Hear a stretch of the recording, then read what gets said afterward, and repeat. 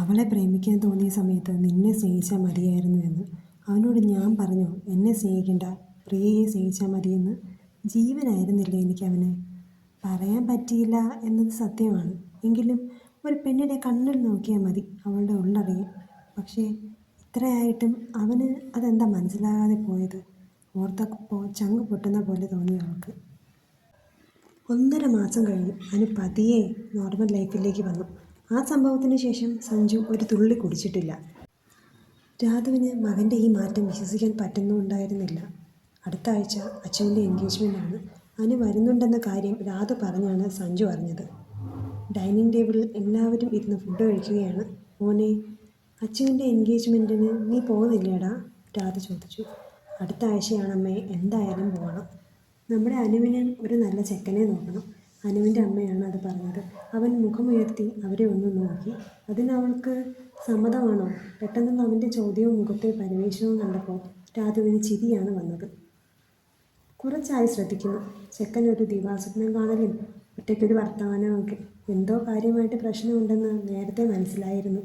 പക്ഷേ അനുവാണ് നായിക എന്ന് ഇപ്പോൾ ഒരു ഡൗട്ട്. ഞാൻ ക്ലിയർ ചെയ്തോളാം, രാധു ഓർത്തു.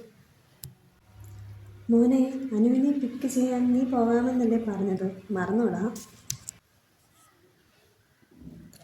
വരാന്തയിൽ എന്തോ ഓർത്തിരിക്കുന്നവനോട് രാധ ചോദിച്ചു. ട്രെയിൻ ലേറ്റാണമ്മേ, ഇപ്പോഴേ പോയിട്ട് എന്തിനാ? ഒരു 1 hour കഴിഞ്ഞിറങ്ങാം.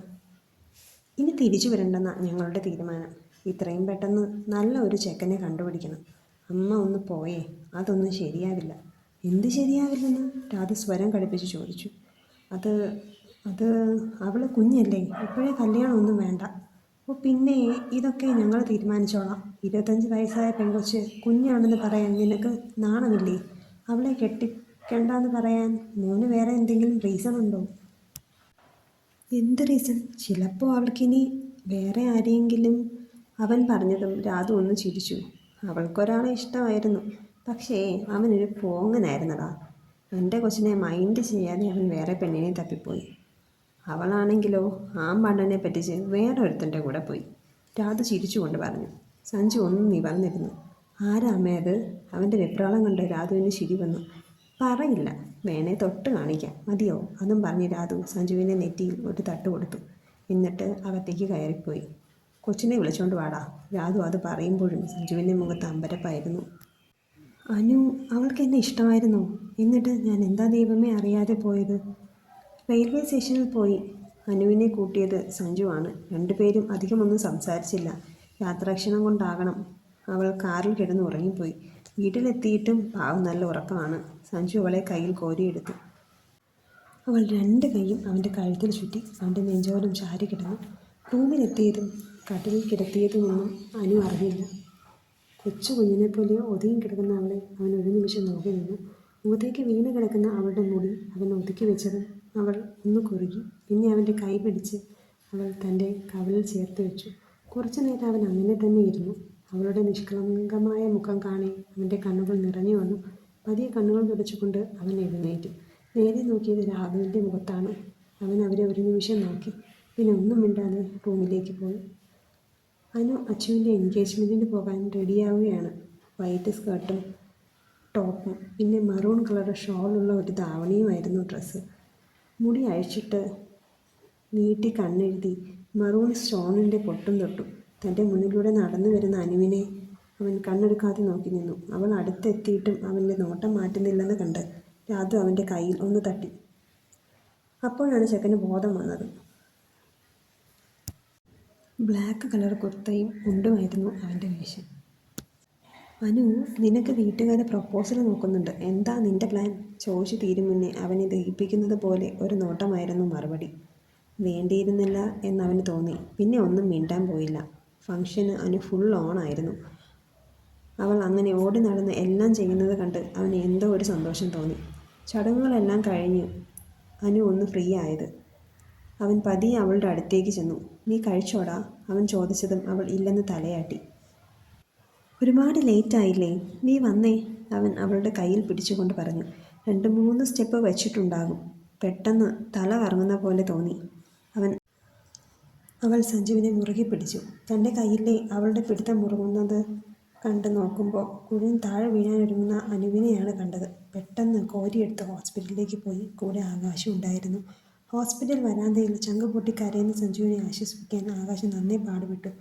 അനാമികയുടെ റിലേറ്റീവ് ആരെങ്കിലും ഉണ്ടോ? ഒരു നേഴ്സ് വന്ന് ചോദിച്ചു. അവൻ പെട്ടെന്ന് എണീറ്റ് നേഴ്സിന് പിന്നാലെ നടന്നു. അനാമികയുടെ ഹസ്ബൻഡാണോ? ആ ചോദ്യം വ്യക്തമാകാത്തത് കൊണ്ട് എന്ത് മറുപടി പറയണമെന്ന് അറിയാതെ അവൻ ഒന്ന് കുഴങ്ങി. എന്താ ഡോക്ടർ, അനു ഓക്കെ ആണോ? Oh, she is fine. Anamika pregnant ആണ്. ഓൾറെഡി 6 വീക്ക് ഗ്രോത്ത് ഉണ്ട്. മദർ കുറച്ച് അനീമിക്കാണ്. Otherwise both are fine. ചിരിച്ചുകൊണ്ട് പറയുന്ന ഡോക്ടറിനെ അവനൊന്ന് നോക്കി. താനൊരു അച്ഛനാകാൻ പോകുന്നു. അതോർത്ത് സന്തോഷിക്കണോ, അത് അനുവിനെ ഓർത്ത് കരയണോ? അവന് ചങ്കിൽ വല്ലാതൊരു പിടച്ചിൽ അനുഭവപ്പെട്ടു. ഡോക്ടർ, എനിക്ക് അനുവിനെ ഒന്ന് കാണാൻ പറ്റുമോ? Oh yes. അതും പറഞ്ഞ് ഡോക്ടർ നേഴ്സിനെ ഒന്ന് നോക്കി. അവൾ സഞ്ജുവിനെ അനു കിടക്കുന്ന റൂമിലേക്ക് കൂട്ടി. അനു ഇതിനെങ്ങനെയാണ് റിയാക്ട് ചെയ്യുക എന്നോർത്ത് അവനിൽ ഭയം നേടിച്ചു. പതിയെ അവളുടെ കയ്യിൽ മുറുകെ പിടിച്ചു. അനു അവൻ്റെ ഒറ്റ വിളിയിൽ തന്നെ അവൾ കണ്ണു തുറന്നു. പിന്നെ അവൻ്റെ കൈ തട്ടി മാറ്റി. നിനക്ക് ഇപ്പോൾ സന്തോഷമായോ? എൻ്റെ കൺമുന്നിൽ നിന്ന് നീ ഒന്ന് പോ സഞ്ജു. അവൾ ദേഷ്യം കൊണ്ട് വിറച്ചു. അങ്ങനെയൊന്നും പറയല്ലേ മോളെ. ഈ സമയത്ത്? എന്ത് സമയത്ത്? ഒരു കുഴപ്പവും ഇല്ല. അല്ലെങ്കിൽ തന്നെ കല്യാണം കഴിയാതെ അമ്മയാകാനൊരുങ്ങുന്ന ഒരുവർക്ക് എന്ത് സമയവും കാലവും നോക്കാനാണ്? നാട്ടുകാരുടെയും വീട്ടുകാരുടെയും മുന്നിൽ വെറും ഒരു പരിഹാസപാത്രമായി ജീവിക്കാൻ എനിക്ക് വയ്യ. എന്നെ ഒന്ന് കൊന്നു തരാമോ സഞ്ജു? അത്രയെങ്കിലും നീ എന്നോട് കാണിക്കുമോ? അച്ഛനില്ലാത്ത കുഞ്ഞിന് ജന്മം നൽകുന്നതിലും ഭേദം. ഇപ്പോഴേ പറഞ്ഞു തീരും മുന്നേ അവൻ അവളുടെ വായ പൊത്തി. അങ്ങനെയൊന്നും പറയില്ലേ അനു. ഇത് എൻ്റെ കുഞ്ഞാണ്. ഞാൻ ജീവനോടെ ഇരിക്കുമ്പോൾ അവൻ എങ്ങനെ അച്ഛനില്ലാതെ ആകുന്നത്? വേണ്ട സഞ്ജു, ഇങ്ങനൊരു അച്ഛനെ എൻ്റെ കുഞ്ഞിന് വേണ്ട. എന്തായാലും ഇത്രയൊക്കെ ആയില്ലേ. നീ എന്ത് വേണമെന്ന് എനിക്കറിയാം. മേലിൽ എൻ്റെയോ കുഞ്ഞിൻ്റെയോ ഒരു കാര്യത്തിലും നീ ഇടപെടരുത്. ഉറച്ച സ്വരത്തിലാണ് അനു പറഞ്ഞത്. ഇതിനോടകം തന്നെ ഇനി എന്ത് വേണമെന്ന് അനു തീരുമാനിച്ചു കഴിഞ്ഞെന്ന് അവന് മനസ്സിലായി. പിന്നെ അവൻ ഒന്നും പറയാൻ നിന്നില്ല. സഞ്ജു ഹോസ്പിറ്റലിൽ നിന്നിറങ്ങി. അനുവിനെ തിരിച്ച് വീട്ടിലാക്കിയത് ആകാശാണ്. തിരിച്ചുള്ള വഴിയിൽ അനു നിർത്താതെ കരഞ്ഞുകൊണ്ടിരുന്നു. നിങ്ങളെന്താ താമസിച്ചത്? സഞ്ജു നേരത്തെ എത്തിയല്ലോ. രാധുവാണ് പറഞ്ഞത്. ആകാശ് ഒന്ന് ചിരിക്കുക മാത്രം ചെയ്തു. അനു ഒന്നുമില്ലാതെ അകത്തേക്ക് കയറിപ്പോയി. സഞ്ജു എവിടെ ആൻറ്റി? ആകാശ് ചോദിച്ചു. അകത്തുണ്ട് മോനെ. വന്നപാടെ റൂമിൽ കയറിയതാ. ആകാശ് അകത്തേക്ക് കയറി. അനു റൂമിലെത്തി കണ്ണാടിയുടെ മുന്നിൽ തൻ്റെ പ്രതിബിംബം കണ്ടു. അവൾ ഒന്ന് നോക്കി. പതിയെ തൻ്റെ വയറിൽ അവൾ ഒന്ന് തലോടി. ഒരു ചെറു പുഞ്ചിരി അവളുടെ മുഖത്ത് വിരിഞ്ഞു. വാവേ, നിൻ്റെ അച്ഛനെ അമ്മ ഒന്ന് പേടിപ്പിച്ചിട്ടുണ്ട് കേട്ടോ. കുറച്ച് വിഷമിക്കട്ടെ. അമ്മയെയും ഒരുപാട് കരയിച്ചതല്ലേ. പക്ഷേ എൻ്റെ വാവ ഇതൊന്നും കേട്ട് പേടിക്കണ്ട കേട്ടോ. അവൾ അങ്ങനെ നിൽക്കുമ്പോഴാണ് പെട്ടെന്ന് എന്തോ നിലവിളി കേട്ടത്. ആകാശാണ്. അവൾ പെട്ടെന്ന് അവിടേക്ക് നടന്നു. സഞ്ജുവിൻ്റെ റൂമിന് മുന്നിൽ എത്തിയപ്പോൾ കണ്ടു ബോധരഹിതനായി ആകാശിൻ്റെ കയ്യിൽ കിടക്കുന്ന സഞ്ജുവിനെ. അവൾ ഒന്നും മനസ്സിലാകാതെ തറഞ്ഞു നിന്നു. രാധുവപ്പ വാവിട്ട് കരയുന്നുണ്ട്. മോളെ, നമ്മുടെ സഞ്ജു. അപ്പോഴാണ് അവൻ്റെ കയ്യിൽ നിന്ന് വാർന്നൊഴുകുന്ന രക്തം അവൾ കണ്ടത്. സഞ്ജു ICUയിലാണ്. ഭാഗ്യത്തിനാണ് ആകാശ് കണ്ടത്. കുറച്ചുകൂടി വൈകിയിരുന്നെങ്കിൽ സഞ്ജുവിൻ്റെ അച്ഛൻ പറഞ്ഞപ്പോൾ അനു നിർവികാരയായി കേട്ടിരുന്നു. ഒരിറ്റു കണ്ണീര് അവളുടെ കണ്ണിൽ നിന്നും വന്നില്ല. അനു റൂമിലേക്ക് മാറ്റിയിട്ടുണ്ട്. വാ, നമുക്ക് പോയി കാണാം. ആകാശ് പറഞ്ഞപ്പോൾ അനു റൂമിലേക്ക് നടന്നു. അനു, ഞാൻ സത്യം എല്ലാവരോടും പറഞ്ഞു. അവൾ ആകാശിനെ ഒന്ന് നോക്കി. എനിക്ക് പറയാനുള്ള അർഹതയൊന്നുമില്ല. ശരിയാണ്. പക്ഷേ അവരെല്ലാം അറിയണമെന്ന് തോന്നി. എപ്പോഴായാലും അറിയേണ്ടതല്ലേ. നിങ്ങൾക്ക് കൊല്ലാനും ചാകാനും അല്ലേ സമയമുള്ളൂ. ആകാശ് പറഞ്ഞപ്പോഴും അവൾ ഒന്നും മിണ്ടിയില്ല. രാധു അപ്പയും അച്ഛനും അമ്മയും എല്ലാവരും ഉണ്ട്. അവർ സഞ്ജുവിനോട് എന്തൊക്കെയോ പറയുന്നുണ്ട്. അവൾ റൂമിലേക്ക് കയറി. സഞ്ജു കൈകൊണ്ട് മുഖം മറച്ച് കിടക്കുകയാണ്. അനുവിനെ കണ്ടതും എല്ലാവരും മുറിവിട്ടിറങ്ങി. അവൾ പതിയെ അവൻ്റെ അടുത്തേക്ക് ചെന്ന് ബെഡിൻ്റെ സൈഡിലായിരുന്നു. അവൾ പതിയെ വലത്തെ കൈത്തണ്ടയിലെ മുറിവിൽ ഒന്ന് തൊട്ടതും അവൻ മുഖമുയർത്തി അവളെ ഒന്ന് നോക്കി. ചുവന്ന കണ്ണുകൾ അവളെ കണ്ടതും നിറഞ്ഞൊഴുകാൻ തുടങ്ങി. സഞ്ജു, എന്താടാ നീ ഈ ചെയ്തത്?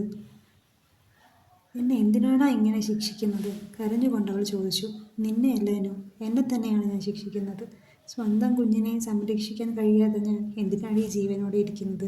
നീ എന്തായാലും അതിനെ നശിപ്പിക്കാൻ പോകുമല്ലേ? അങ്ങനെ ചെയ്യല്ലേ അനു. ഇങ്ങ് തന്നേക്ക്, ഞാൻ നോക്കിക്കോളാം. ഞങ്ങൾ നിന്റെ കൺവെട്ടത്ത് പോലും ആയിരില്ല. അവൻ പറഞ്ഞപ്പോൾ അവളുടെ കണ്ണുകൾ നിറഞ്ഞൊഴുകാൻ തുടങ്ങി. എന്നിട്ട് എന്നിട്ട് ഞാൻ എന്ത് ചെയ്യണം? അതുകൂടി നീ എനിക്ക് പറഞ്ഞതാ. എൻ്റെ കുഞ്ഞിനെ ഞാൻ കൊല്ലുമെന്ന് പറയാൻ നിനക്ക് എങ്ങനെ തോന്നി സഞ്ജു? എൻ്റെ കുഞ്ഞല്ലേ, നമ്മുടെ അല്ലേ, ഞാനങ്ങനെ ചെയ്യുമോ?